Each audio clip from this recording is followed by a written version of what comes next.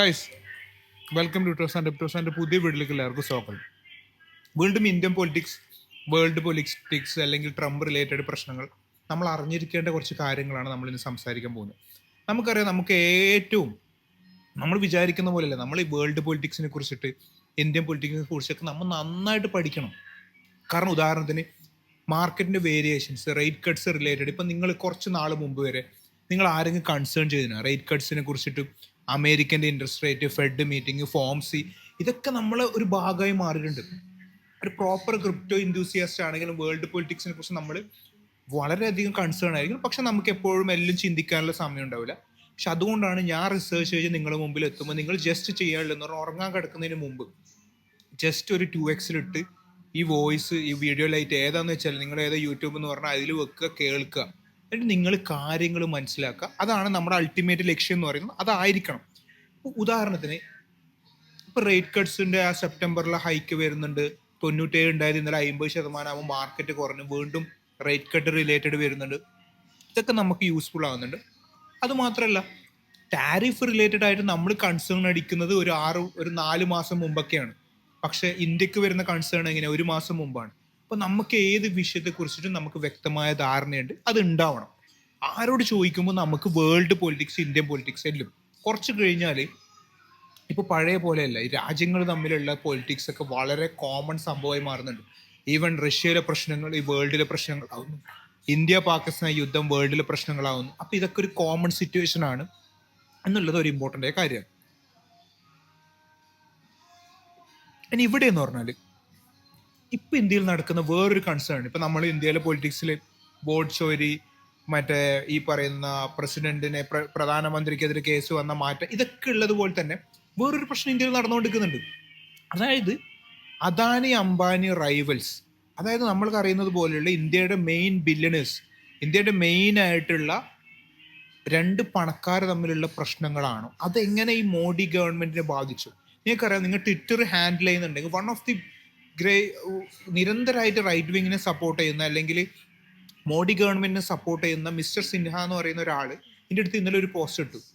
Someone betraying the Modi, നമ്മൾ എന്തായാലും അവരെ ക്യാച്ച് ചെയ്യുമെന്ന് പറഞ്ഞു. അപ്പം ആരോ ബിട്രേ ചെയ്യുന്നെന്ന് ആര് പറയുന്നു? സിൻഹ എന്ന് പറയുന്ന റൈറ്റ് വിങ്ങിൻ്റെ മെയിൻ പൊളിറ്റിക്സ് ഐഡിയോളജി നിരന്തരമായിട്ട് എക്സിൽ ഷെയർ ചെയ്യുന്ന അയാൾ ഇത് സംസാരിക്കുമ്പോൾ എല്ലാവരും എന്തോ പ്രശ്നം ചുറ്റിപ്പറ്റി നടക്കുന്നുണ്ട് എന്നുള്ളത് കൺസേൺ അടിച്ചത്.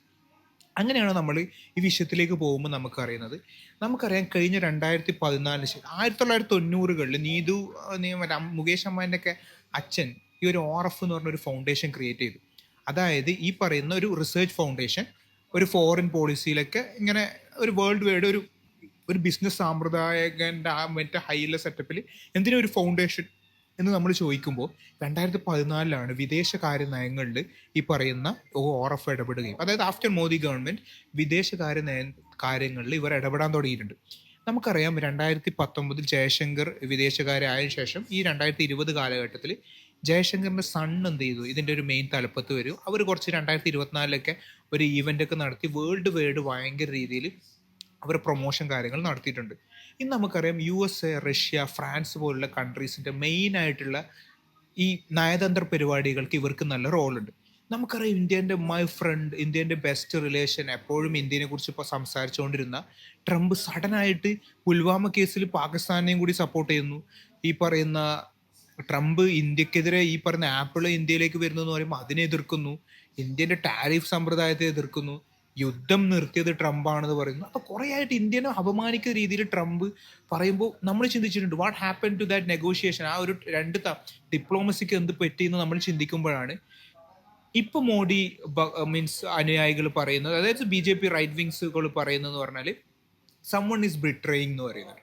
അവിടെയാണ് ഈ ORFൻ്റെ ഈ കഴിഞ്ഞ കുറേ നാളായിട്ട് USA, ഫ്രാൻസ്, റഷ്യ റിലേഷൻസിൽ ഇവർ എന്തൊക്കെയോ ഈ ഗവൺമെന്റിന്റെ താല്പര്യത്തിനപ്പുറം ചില കാര്യങ്ങൾ നടത്തുന്നുണ്ട് എന്നുള്ള ഡൗട്ട് വന്നത്. ഉദാഹരണത്തിന് നമുക്കറിയാം, ഇന്ത്യ മുമ്പ് റഷ്യൻ ഓയിൽ വാങ്ങിയത് 1% ആണ്. നമുക്കറിയാം $72 പെർ ബാരലാണ് റഷ്യയിൽ നമുക്ക് കിട്ടുക. അത് ഈ പറയുന്ന സൗദി അറേബ്യയിലാണെങ്കിൽ 75 കൊടുക്കണം, അമേരിക്കയാണ് അതിൽ കൂടുതൽ കൊടുക്കണം. അപ്പോൾ കഴിഞ്ഞ ആഫ്റ്റർ ഉക്രൈൻ റഷ്യ യുദ്ധത്തിന് ശേഷം അത് 1% 42%. അപ്പം അങ്ങനെ 42% ആകുമ്പോൾ ഇന്ത്യയിലുള്ള പെട്രോളിൻ്റെ പൈസ കുറഞ്ഞിട്ടുണ്ടാകും. അത് ശരിക്കും പറഞ്ഞാൽ യൂസ്ഫുൾ ആയ ഗവൺമെന്റിന് എത്ര അടിപൊളിയാവും.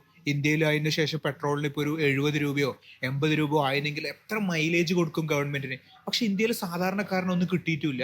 ഏകദേശം $16 ബില്യൺ ആയിരിക്കും പ്രോഫിറ്റബിൾ ഈ വലിയ റിലയൻസ് പോലുള്ള മറ്റേ ഈ ഓയിൽ റിഫറേഷൻ മറ്റേ ടീംസിന് കിട്ടി. അപ്പോഴാണ് ഇത് എന്തുകൊണ്ടോ റിഫ്രാക്ട് ചെയ്യപ്പെടുന്നു. ഇതുമൂലം ഇന്ത്യക്ക് 50% ടാരിഫും വരുന്നു. പക്ഷെ ഇന്ത്യക്ക് ജനങ്ങൾക്ക് കിട്ടുന്നില്ല. അത് ബാഡ് ഇമേജ് ഗവൺമെന്റ് ഉണ്ടാക്കി.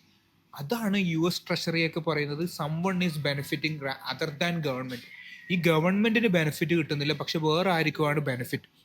ഈ ഒരു സിറ്റുവേഷൻ നോക്കുമ്പോഴാണ് ഈ റിസർച്ച് ഫൗണ്ടേഷൻസ് നമ്മുടെ ഫോറിൻ പോളിസീനെ വല്ലാണ്ട് സ്വാധീനിക്കുന്നുണ്ടെന്നും അതുവഴി നമുക്ക് കുറച്ച് ഡാമേജ് ഉണ്ടാകുന്നുള്ളത് പറയുന്നത്. അതാണ് ഇന്നിപ്പം നമുക്കറിയാം എക്സിലൊക്കെ നോക്കിയ റൈറ്റ് വിങ് പ്രൊഫൈലുകളൊക്കെ അംബാനിക്കെതിരെ പറയുന്നത്. ഓട്ടോമാറ്റിക്കലി അംബാനി അദാനി പ്രശ്നം എന്ന് വെച്ചാൽ ഗവൺമെന്റ് കൂടുതൽ ഫേവർ ചെയ്യുന്ന അദാനിയായതുകൊണ്ട് അത്തരം അതുകൊണ്ട് പണി വെച്ചതാണോ അല്ല വേറെ എന്തെങ്കിലും റൈവലറി ഉണ്ടോ അല്ലെങ്കിൽ ഓപ്പോസിഷനെ സഹായിക്കുന്നു, ഇതൊന്നും നമുക്ക് കൂടുതൽ ഡീറ്റെയിൽസ്. പക്ഷെ നമ്മൾ മനസ്സിലാക്കേണ്ട കാര്യം ഈ ഒരു റീസൺ ബിഹൈൻഡ് ദ ടാരിഫ് 50% ടാരിഫിന് ഈ ഒരു റീസണും കൂടി ഉണ്ട് എന്നുള്ളൊരു കൺസേൺ അടിക്കുന്നുണ്ട്.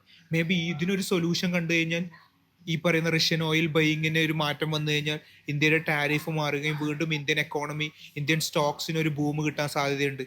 ഇനി അഥവാ ഈ സിറ്റുവേഷൻ കൂടുതൽ വേഴ്സൺ ആകുന്നുണ്ടെങ്കിൽ കൂടുതൽ പ്രശ്നങ്ങൾ ഇനിയും വരാൻ സാധ്യതയുണ്ട്. അപ്പോൾ ഇത്തരം കാര്യങ്ങൾ വരുന്ന ആളുകൾ നമ്മൾ ശ്രദ്ധയോടെ നോക്കുക. ORF റിലേറ്റഡ് ആയിട്ട് സെർച്ച് ചെയ്യുക.